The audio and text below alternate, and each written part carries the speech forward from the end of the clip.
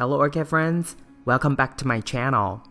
Wherever you are, I hope you're having a great day, staying healthy and staying safe. Today we're looking at my Phalaenopsis orchid, Flushy Yellow. This is a grocery store Phalaenopsis and I almost threw it away.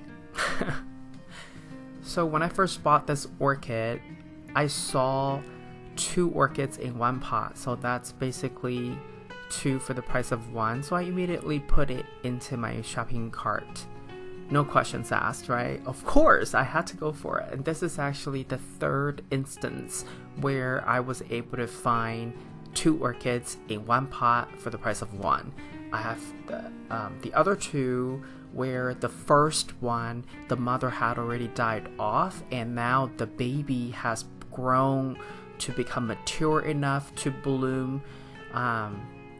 I have already made a video. I don't know if you're gonna see that video first or this one, but if you haven't, stay tuned, because that baby, it took that baby, gosh, 3-4 years to mature, but it did bloom for me eventually.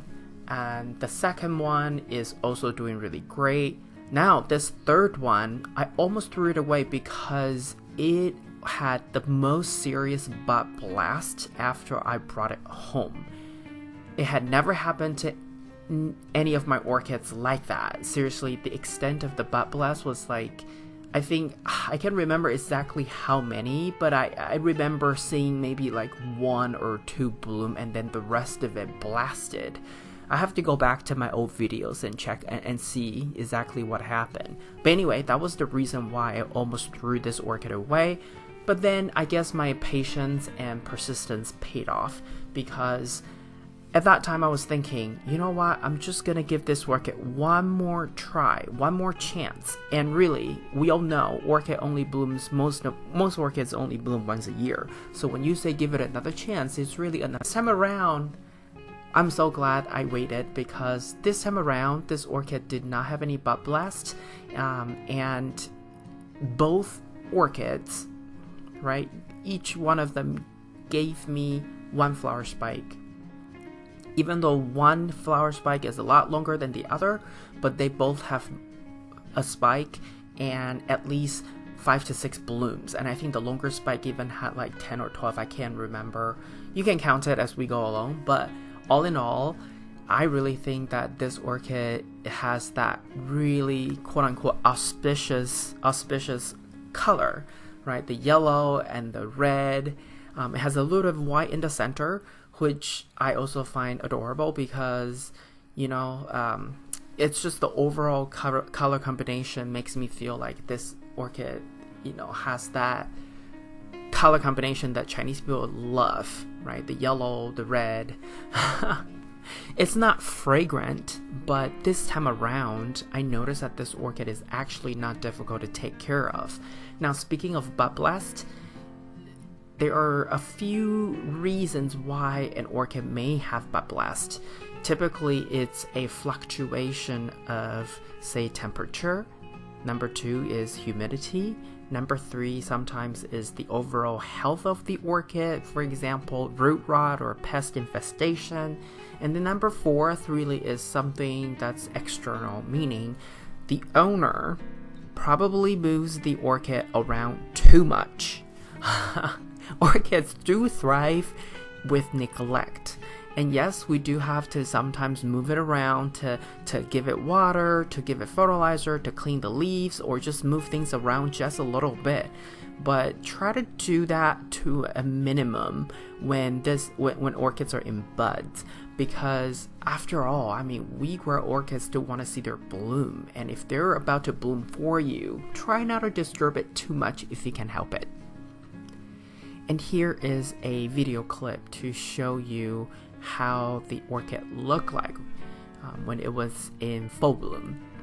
So both spikes have all the flowers, all the buds open, and again that white center with yellow around the petals and sepals, and then for the lip as well as the petals, you see that red color.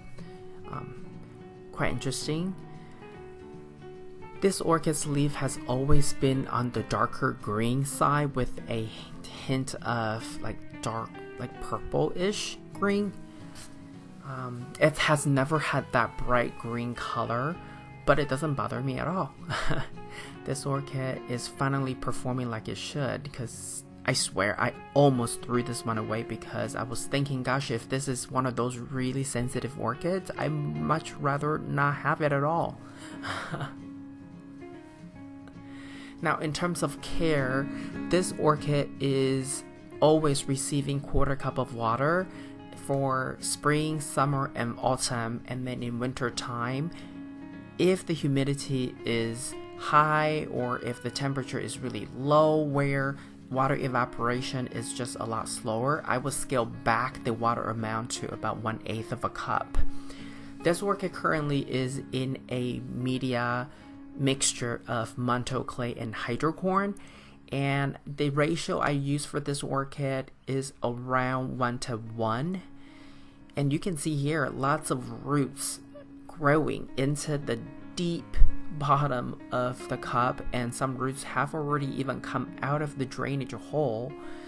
So it's a very good sign that this orchid is liking the care that it receives after the repot. I do use the double cup method. The blue outer cup really is to block out sunlight to reduce or avoid potential algae formation.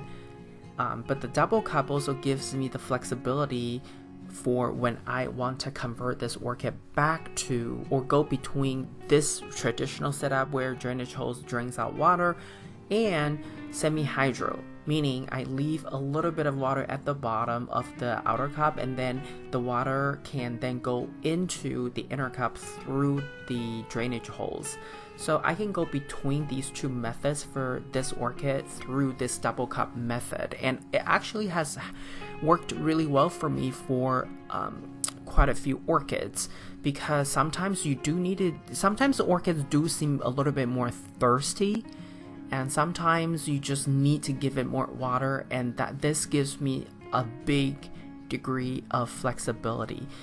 Give it a try. Overall, I think it's a good orchid to have, and if you can find it in your local grocery store, definitely give it a try. I think you'll like it too.